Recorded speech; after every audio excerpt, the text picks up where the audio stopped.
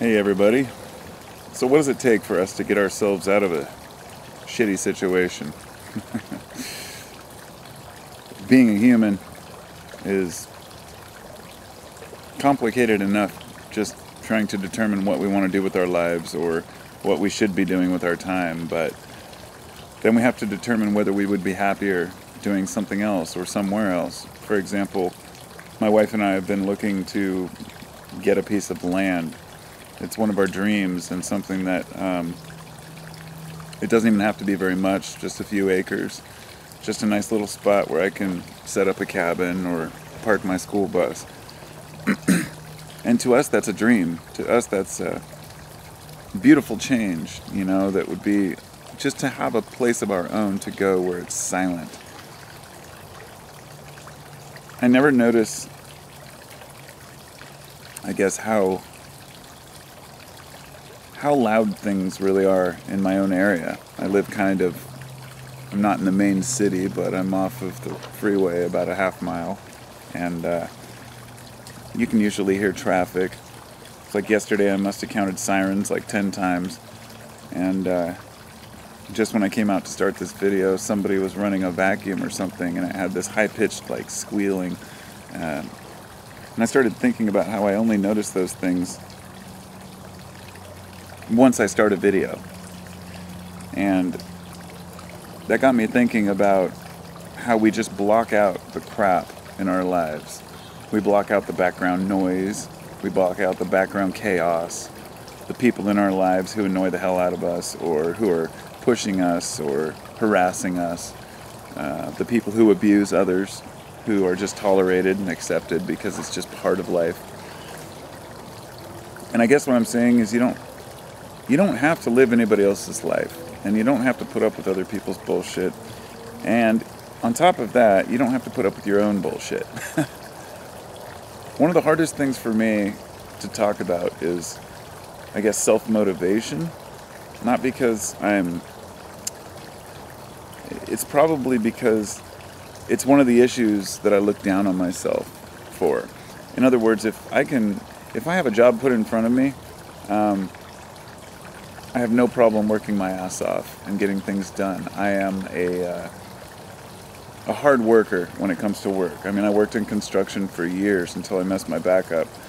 And then now I kind of want to creep back into it because I'm like, well, I feel better. The last 2 times I went back to do what I like to do, I messed my back up again. And so now I'm kind of at a point in my life where I say, okay, I can't do labor, but I also don't want to just be a vendor or do one specific thing. I especially don't want to be tied down to the internet or sales, things like that. I've always despised it. I like selling my creations, my art, but it's hard to find the motivation to actually market it, put it up for sale. I collect records, or I did for years, and my intention during all those years was to have to buy basically doubles of all the new, special limited edition albums that come out, so I can down the line sell them in order to pay for or fund a future endeavor, like buying land or building a cabin. And now that I'm at this point in my life where I want to do it, it's kind of hard to draw on that energy that you want to have. And the older we get, the harder it is to find that motivation to do those things when we were younger that we could just jump up and do. Now, I know this isn't universal. I know it's unique for each person. Some people are go-getters. Until the day they die, they get up, and every single day they go out and they have to be busy doing something. I'm trying to, I guess, discuss and identify the difference between staying busy and actually accomplishing things. How many people do you know that are just people who are always doing something, that have to get something done constantly? I think all of us feel that in our hearts. Like we should be doing something if we have spare time, for example. It's very hard to just sit for a lot of folks and watch a movie or go on a vacation even for people. They feel like they don't deserve it, like they should always be doing more and more and more. This idea that time is money that we're wasting time is one of the biggest issues. And I wrote this paper. It's called Time is Money, and it's about how we use time. We use the term currency for money. Current is flow. Currents flow. This is why we call it cash flow. But time is the ultimate currency. Because you can always make more money. You can never make more time. And that's one of the greatest lessons I've learned in my philosophical ramblings and readings is most people, it's just a matter of not getting down on yourself for what you didn't do, not having self-pity, not having anger and frustration and doubt towards the whole world around you. And on that note of not being frustrated about the world, I detach myself from world events.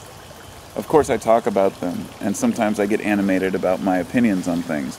But believe me, I'm not extremely tied down to my thoughts on things as the way society should operate. I'm flexible, and I'm always open to new ideas.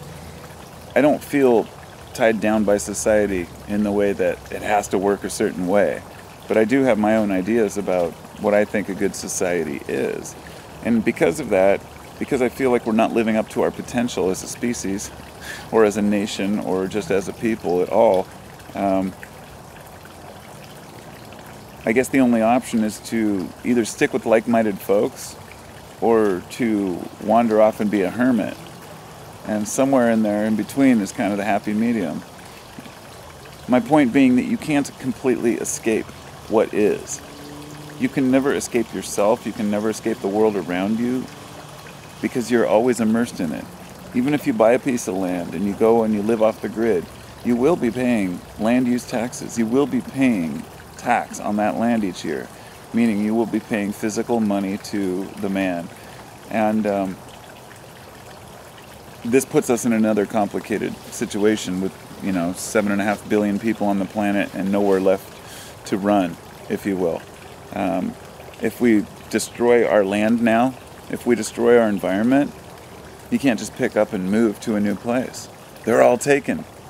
And this makes a lot of humans feel trapped. And the tighter the world gets, the more crazy we go. This just popped into my head. I wasn't intending to talk about it, but when I thought about the humans and think about the rat race, an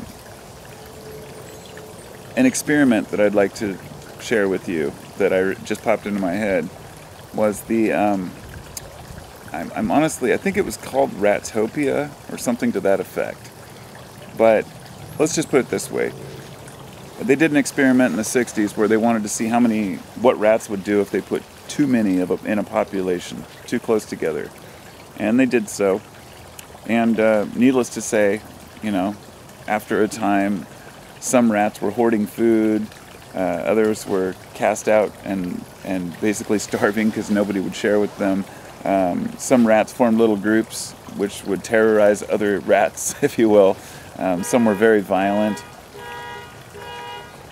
Some rats turned our car alarms on. In the end, the experiment was supposed to show that if you put too many people too close together and they don't have the resources they need, then they will fight, or it will turn into chaos. What's often left out is this experiment was repeated in a place where there was enough room for all the rats, where each rat has its own space, and it was a completely different experiment altogether. As long as everybody's taken care of, the rats lived in a pretty peaceful, harmonic environment. And we seem to think that with humans, we can cast out a bunch of people in our society and, that's going to be successful, that we can just throw the people we don't like in prison or psych wards and just kind of marginalize anybody who has an opinion or anybody who stands up against the status quo as, a traitor or an outcast. But that always comes back to bite us in the ass. Now that I got my sirens, I guess I'll go. I've rambled enough. I'm going to finish my garden now and try to figure out how the hell to get out of this town. Peace.